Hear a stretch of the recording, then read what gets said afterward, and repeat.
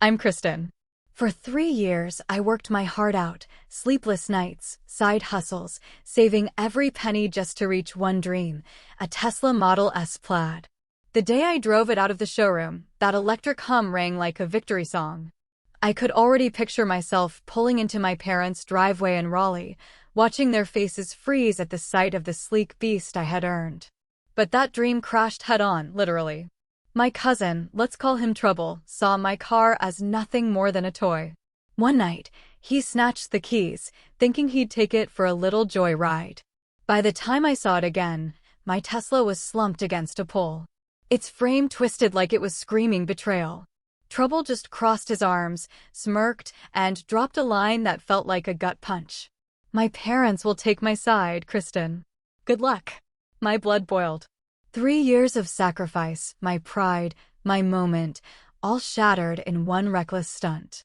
But was he right? Would family loyalty bury my truth? The fight is only beginning. I'm not backing down because what's at stake isn't just a car. It's trust, pride, and proving that what's mine will stay mine. Stick around because the road ahead has more twists than a mountain pass. When the line gets crossed, will you stay silent or stand up? Drop your comment below and hit like plus share to spread this message. Brandon always got away with everything. At 25, he still lounged in his parents' Raleigh basement. His days a blur of video games and half-finished job applications. His mom Diane and dad Steven covered his rent, his phone bill, even his streaming subscriptions. Every time he messed up crashing their old Honda, forgetting to pay parking tickets, they'd swoop in excuses ready. He's just finding his way, Diane would sigh, brushing off his latest disaster. Steven would nod, slipping him cash for groceries that mysteriously turned into new sneakers. I'd bite my tongue knowing my cousin's charm was their blind spot. Last weekend, Brandon showed up at my place, eyes glinting as he ogled my Tesla parked out front. "Let me take it for a spin, Chris," he said, leaning against the hood like it was his. I laughed sharp and final. Not a chance. This car's my blood, sweat, and tears. His grin faltered, but he shrugged, muttering something about just asking. I should have known better. Brandon didn't ask, he took. That night, I was deep in a Netflix binge when my phone buzzed. I ignored it, but it kept ringing insistent. Finally, I picked up Miss Kristen. "This is your insurance agent. Your vehicle's been in an accident." My stomach dropped. I grabbed my keys. Wait, where were they? My spare set was gone from the kitchen hook. Brandon. I sped to the scene, a quiet street 10 minutes away. Blue and red lights flashed, painting my mangled Tesla in harsh strokes. The front bumper was crushed. The hood bent like a broken wing. A cop waved me over, clipboard in hand. "You the owner?" I nodded, barely hearing his questions over the roar in my head. Then I saw him, Brandon, leaning against a lamp post, smirking like he'd just won a bet. No scratches, no remorse, just that infuriating half grin. "What the hell?"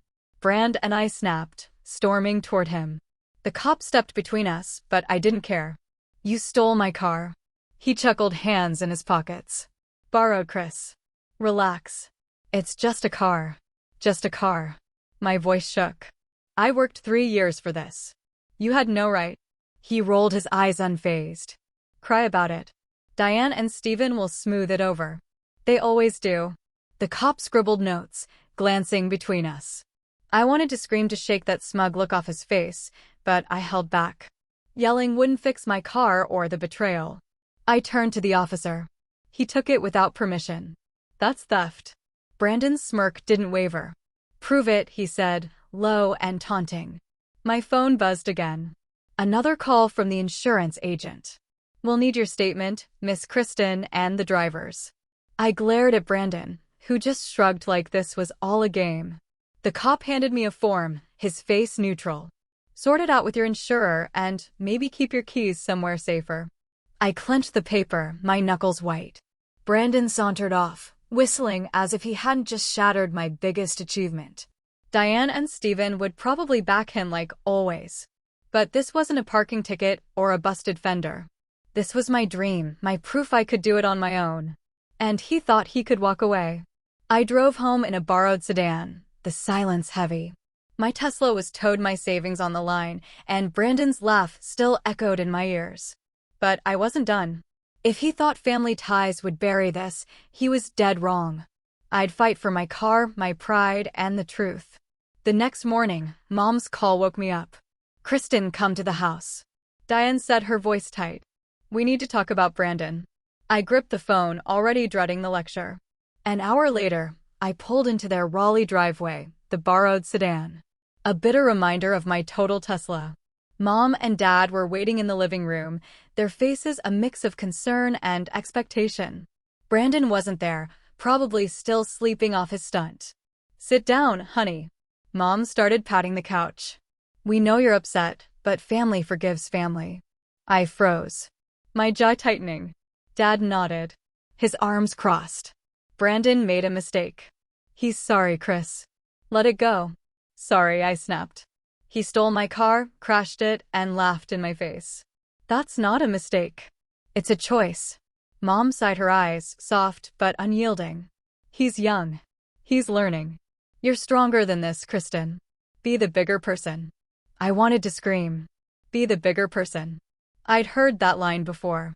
Back in college, I worked double shifts at a diner to cover my tuition, scraping by on instant noodles. Meanwhile, Brandon racked up $5,000 in credit card debt, new phone concert tickets, designer clothes. Diane and Steven paid it off without blinking, saying he's just figuring things out. I never got a dime for my loans. I clawed my way through a loan while they coddled him. Now, they expected me to shrug off my ruined dream. "Mom, Dad, this isn't about forgiveness," I said, my voice steady but sharp. "It's about accountability. He broke the law. He needs to face it." Dad leaned forward, his tone firm. "You're making this bigger than it needs to be. We'll help with the repairs. Just drop it for the family's sake." "Help." I stood pacing. "I don't want your money. I want him to own up to what he did."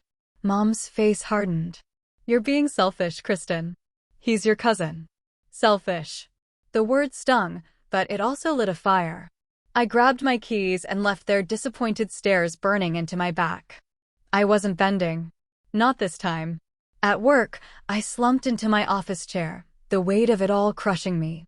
Megan, my coworker and closest friend, poked her head in. "You look like you need coffee or a lawyer," she teased, sliding into the seat across my desk. I spilled everything. Brandon's theft, the crash, Mom and Dad's pressure. Megan listened, her usual smirk replaced with a frown. "They're enabling him," she said, tapping her pen. "You worked your ass off for that car. He doesn't get to walk away." "Exactly," I said, leaning forward. "But they think I'm the bad guy for standing my ground." Megan shook her head. "You're not.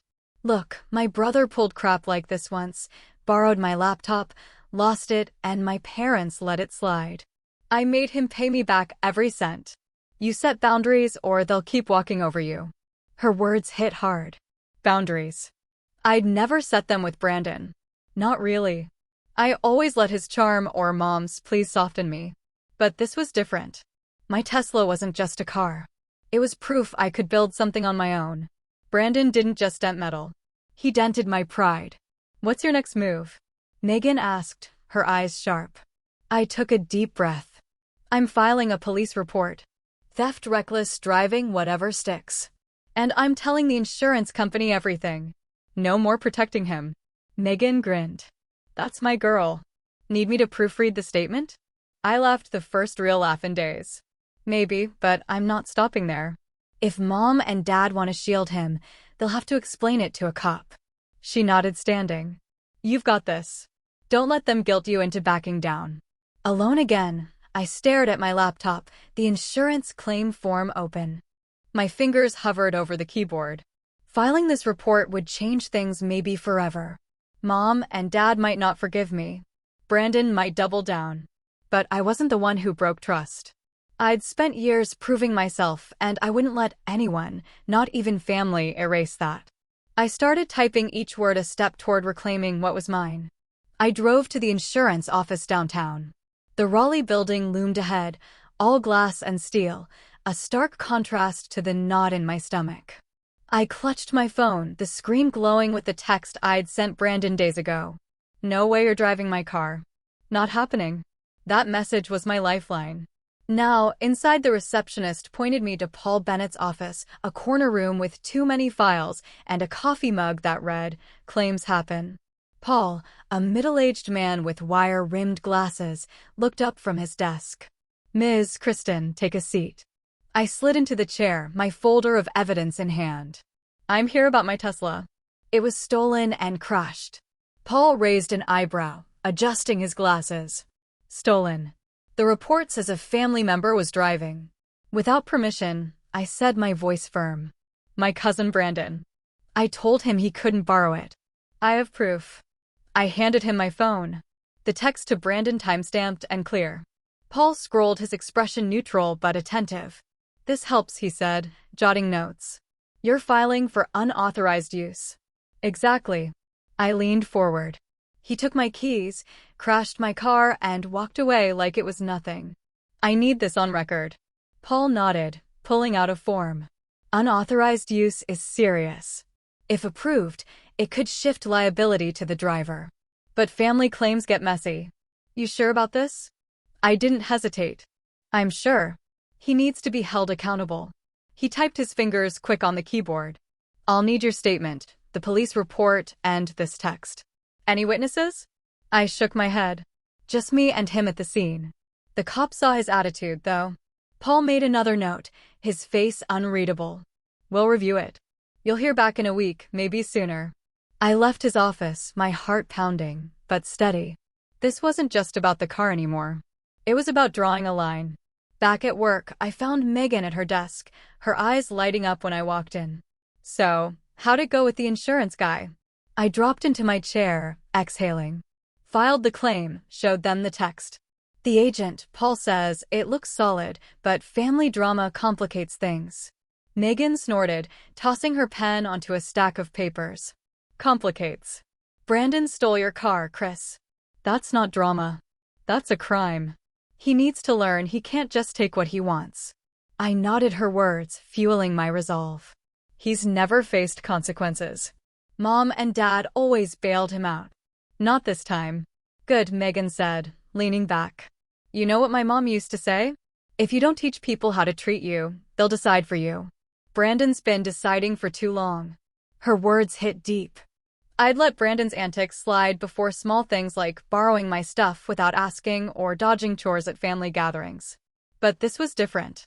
My Tesla was years of sacrifice, late nights, and skipped vacations. It was mine, and he'd treated it like a toy. What if Mom and Dad tried to guilt me again? I asked, my voice quieter. Megan didn't flinch. "Let them. You're not the one who broke trust. They've been enabling him forever. If they're mad, that's their problem, not yours." I smiled, grateful for her fire. "You're right. I'm done playing nice. The claim's filed, and I'm ready for whatever comes next." She grinned, giving me a mock salute. "That's the spirit. You need me to back you up, I'm there. Brandon's not skating out of this one." I spent the rest of the day drafting my police report. Every word deliberate. The text to Brandon, the missing keys, his smirk at the scene. I laid it all out. My phone buzzed with a text from Mom. "Chris, we need to talk. This is tearing us apart." I stared at it, my thumb hovering over the reply button. Part of me wanted to call to explain, to make her see, but I didn't. Not yet. They'd had years to teach Brandon right from wrong. Now it was my turn to show him actions have consequences. I hit send on the police report, my pulse steady. That Friday, Mom planned a family dinner. I pulled into their Raleigh driveway, my borrowed sedan rattling in a way my Tesla never did. Inside, the dining room smelled of roast chicken, but the air was thick with tension. Mom fussed over the table, setting plates with forced cheer. Dad sat at the head, his jaw tight. Brandon slouched across from me, avoiding my eyes, his usual smirk replaced by a fidgety unease. I kept my folder of insurance papers tucked under my arm, ready for the fight I knew was coming. "Kristen, we're family." Mom began passing the mashed potatoes. "This car business is tearing us apart. Can't you let it go?" I set my fork down, my pulse quickening. "Let it go. He stole my car. Mom crashed it. I'm not the one tearing anything apart. Dad cleared his throat, his voice low. He didn't mean to hurt you, Chris. We'll cover the damage. Just drop the claim. I shook my head incredulous. You think this is about money? It's about him taking what's mine and thinking he can walk away. Brandon shifted his fingers, tapping the table. I said I was sorry. Okay. Why do you have to make it a big deal? Sorry. Doesn't fix my car. I shot back. Or the fact you thought you could just take it. Mom's eyes narrowed. You're being stubborn. Remember when we bought Brandon that laptop for college? You didn't complain then. I laughed sharp and bitter. Didn't complain. I saved for months to buy a used laptop with a cracked screen while you handed him a brand new one. I didn't say anything because I was taught to earn my way. He wasn't. Dad's face wrinkled. That's not fair. We helped where we could. Helped him. I corrected. I worked 2 jobs to afford that laptop. You never even asked if I needed help. The room went quiet, the clink of silverware gone. Brandon stared at his plate, his knuckles white. Mom reached for his hand, but I wasn't done. I pulled the insurance report from my folder and slid it across the table. This is the claim I filed. Unauthorized use. The police report's next. This isn't going away. Brandon's head snapped up, his eyes wide. You're serious? You're trying to get me in trouble over a stupid car. It's not just a car, I said, my voice steady. It's 3 years of my life. You don't get to decide what it means to me. Mom grabbed the report, her hands trembling. Kristen, this could ruin him. Think about his future. His future? I stood my chair, scraping the floor. What about mine? I worked for everything I have. He doesn't get a free pass because you feel sorry for him. Dad slammed his hand on the table. Enough. You're blowing this out of proportion. We'll fix the car and that's the end of it. No, it's not. I held his gaze. The insurance company has my text proving I told him no. The police have my statement. If you keep defending him, you're defending a thief. Brandon shoved his chair back. His face pale. You're really doing this? You'd screw me over like that. I crossed my arms. You screwed yourself when you took my keys. Mom's voice broke. Kristen, please. We're family. Family doesn't steal from family. I said my words, cutting through her plea. You've been cleaning up his messes for years. It stops now. Dad opened his mouth, then closed it, his shoulders slumping. Mom clutched the report, tears welling, but she didn't argue. Brandon stormed out the back door, slamming behind him. The silence that followed was heavy, broken only by Mom's quiet sob. I gathered my folder, my resolve unshaken.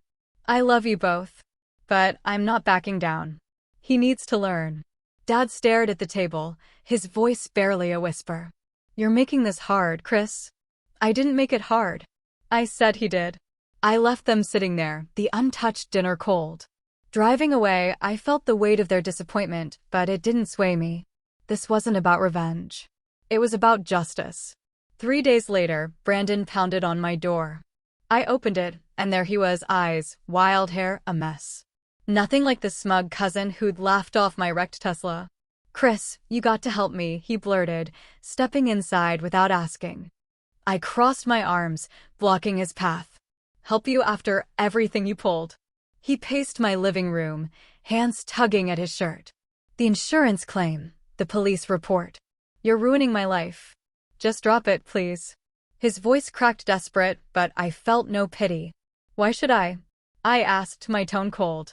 You stole my car, crashed it, and thought you'd walk away. Now you're begging. Brandon stopped, his face twisting. I messed up, okay, but you didn't have to go nuclear. You know what I did? I posted about you on Twitter. Said you're a selfish jerk blowing this out of proportion. People are talking, Chris. Your coworkers saw it. My stomach lurched. I grabbed my phone, opened Twitter, and there it was, a thread from Brandon's account painting me as the villain. Kristen's out to destroy her own family over a car, one post read. Another called me petty and vindictive. My hands shook as I scrolled. I recognized names in the replies, colleagues, acquaintances, even a client I'd pitched last month. My reputation built over years of hard work was being trashed in 280-character chunks. You did this, I said, my voice low. Dangerous. You're trying to ruin me because you couldn't face your own mess. Brandon shrugged defensive. I was mad. You're dragging me through the mud. I thought it would make you back off. I laughed sharp and bitter. Back off? You don't get it, do you? I'm not dropping the claim. You don't get to smear me and expect a free pass. His eyes darted. Panic setting in. Chris, come on. Mom and Dad said you'd listen if I apologized. I'm sorry. All right. Just call it off. No. I stepped closer, my voice steady. You don't get to guilt me into fixing your mistakes. You crossed a line and now you're facing the consequences. His phone buzzed and he flinched, pulling it out. His face palled as he read the screen. No way, he muttered, his voice barely a whisper. He turned the phone toward me, almost pleading. It was an email from a client, one of his freelance graphic design gigs. Due to recent concerns about your professionalism, we're terminating our contract, it read. We cannot associate with individuals involved in public disputes. I stared at the email, then back at him. That's on you, I said. You posted that garbage. You tanked your own career. Brandon sank onto my couch, head in his hands. This is your fault, he mumbled. But the fight was gone from his voice. You pushed me into this. No, Brandon, you pushed yourself. I stood over him unyielding. You stole my car. You crashed it.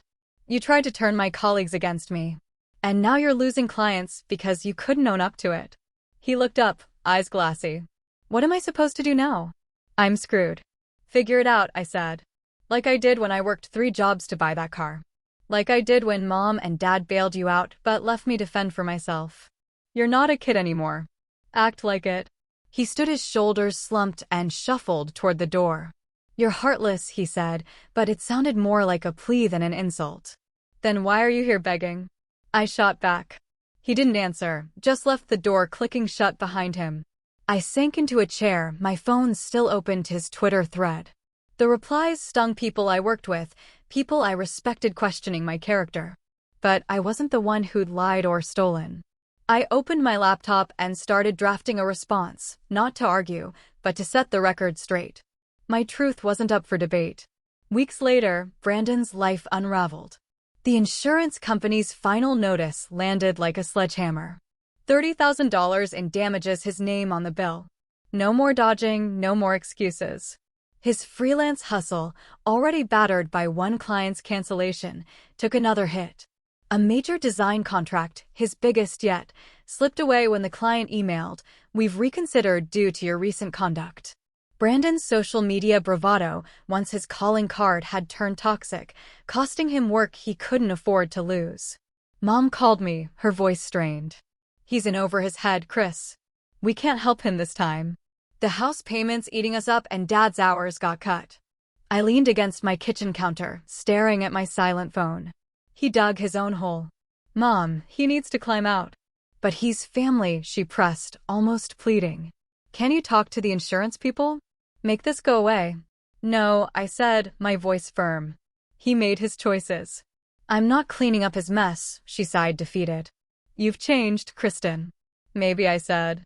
Or maybe I just stopped letting him walk over me. I ended the call, my heart heavy but steady. Dad's voicemails piled up, each one shorter, sadder.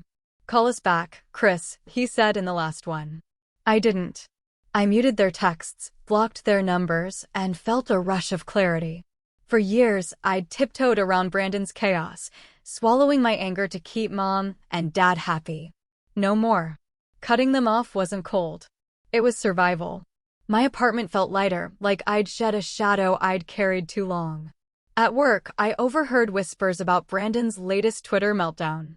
A string of bitter posts blaming everyone but himself. My colleagues, once swayed by his lies, now saw through him. A coworker slipped me a message from a shared client. We trust you, Kristen. Keep up the good work. My reputation, hard-earned, stood firm. I'd fought for it, and it held. Megan found me in the break room, her grin sharp. Brandon's out here sinking, huh? Another client bailed on him. I nodded, sipping my tea. He's got 30 grand to figure out now. No one's bailing him out. About time, she said, leaning back. You did the right thing, Chris. He can't keep playing the victim. I know, I said. But it's not about him anymore. It's about me choosing what I stand for. She raised an eyebrow, impressed. Look at you all grown up and ruthless. I laughed, shaking my head. Not ruthless, just done. That night, I checked my bank account. The insurance payout had cleared enough to start shopping for a new car, something practical, but mine. I closed my eyes, remembering the grind that got me my Tesla, the overtime, the skipped nights out, the endless budgeting. Brandon had seen it as a toy to borrow a status to flaunt. He never understood what it meant to earn something. Now, with his debts piling up and his clients gone, he was learning the hard way. I didn't wish him pain, but I didn't owe him salvation either. His selfishness had built a cage, and he was locked in it. I'd spent years proving I could stand on my own, and I wasn't going back. Every choice he made, stealing my keys, crashing my car, slandering me online, had a price. He was paying it now, and I was free. I opened my laptop, browsing car listings. A new chapter was waiting. Looking back, I realized something crucial. Responsibility isn't just about paying bills or meeting deadlines. It's about owning your choices. I spent years building my life piece by piece only to watch someone try to take it apart. That taught me a hard truth. Your hard work, your dreams, they're yours to protect. No one else gets to claim them, not even family. I learned to set boundaries, to say no without guilt. It wasn't easy, but it was necessary. Every sacrifice I made, every late night, every missed moment was a brick in the foundation of my independence. Letting someone chip away at that out of pity or pressure would have betrayed everything I stood for. To anyone listening here, discard what you've earned. Your time, your effort, your heart. They're not free for the taking. People will try to bend your will to make their problems yours. Don't let them. Stand firm, not out of anger, but out of respect for yourself. You're not selfish for protecting what's yours. You're strong. I'm moving forward now, not looking back. My story isn't about what I lost, but what I gained: clarity, strength, and the courage to choose.